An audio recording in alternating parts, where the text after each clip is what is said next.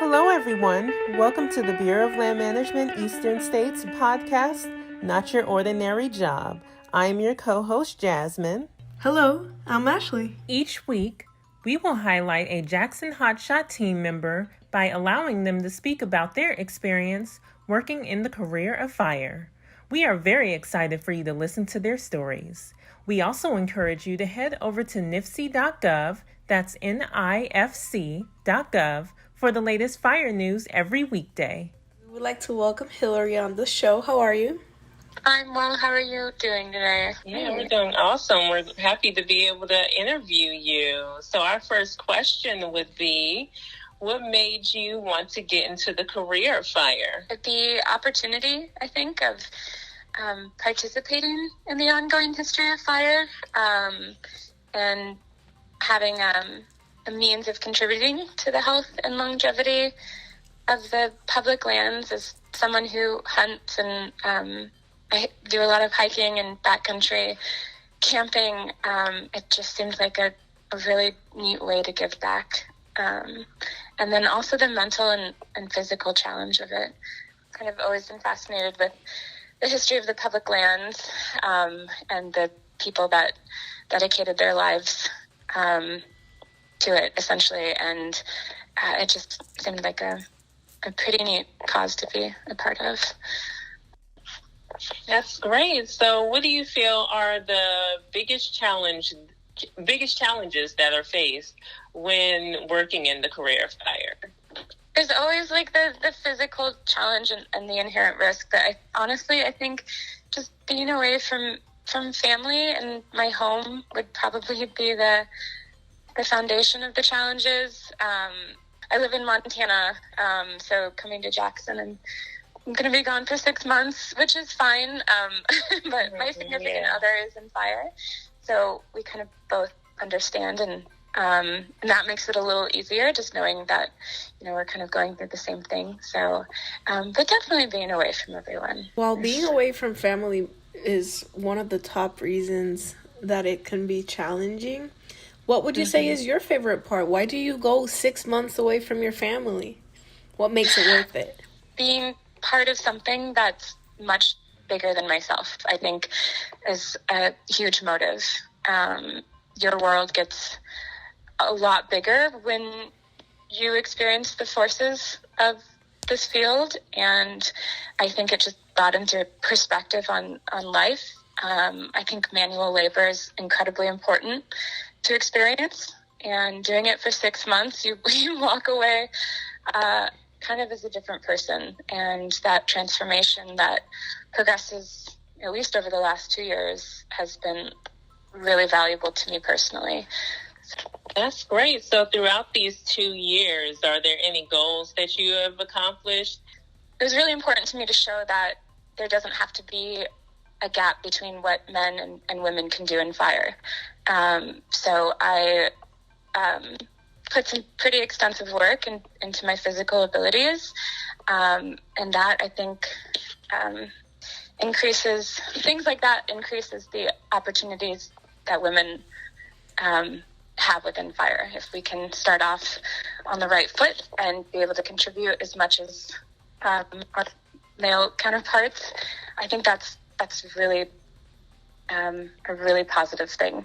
So just meeting those physical standards and not being an exception, I think, has been a really great accomplishment, and I continue to set more physical goals as I progress within my career. Could you mention any success stories while being not only a woman but a team member of this great crew?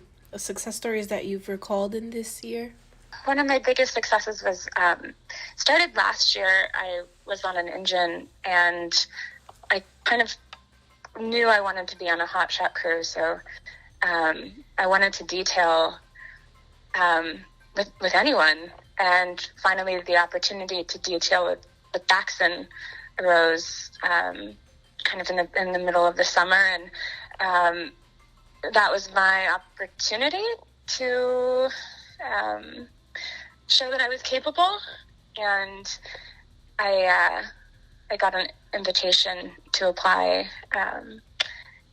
this past fall, and I think that was a really big accomplishment for myself personally, just having a goal of being on a shot crew and working throughout the entire summer last year, just developing physical abilities and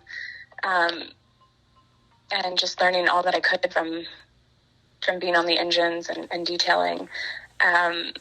So I think that was a really big accomplishment for me, was being successful in the detail and then being able to be asked to join the crew this year. So what do you feel are the biggest misconceptions? I think the dimension of work that encompasses fire is kind of a big misconception. It's not necessarily just knocking down flames on either side of that, and then the days in between, staging, spiking out. There's a lot more than just putting out fire, and I think it's really important for people coming into the position to know that there are going to be some long days where you don't necessarily see any firefighting, but that's still part of the job. And it's not better or worse. It's just another thing that's part of it. So yeah, it's a lot of work. It is. And It is a lot of work. What does it take to become a great team member? I think putting in effort to meet expectation is one of the biggest things, and understanding that preparation doesn't start when the season starts. Preparation starts when the season ends, physically and mentally. There's like a balance between the work that you do in the off season, and then also spending time with your family and at home.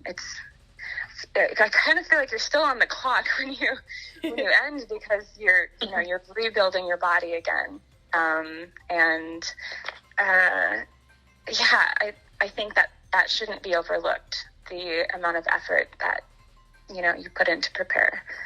Staying humble, I think, is a really big part. There's really no room for ego in this job, and I think that's one of the cool things about Jackson, is everyone is maybe in it for different reasons or the same reasons, but everyone just has a really great perspective and knows that we all have the same objectives. We would like to thank you, Hilary, for allowing us to interview you, and we definitely appreciate all of your hard work that you're doing to protect our communities. Listen to our podcast every Friday to learn more about our Jackson Hotshots.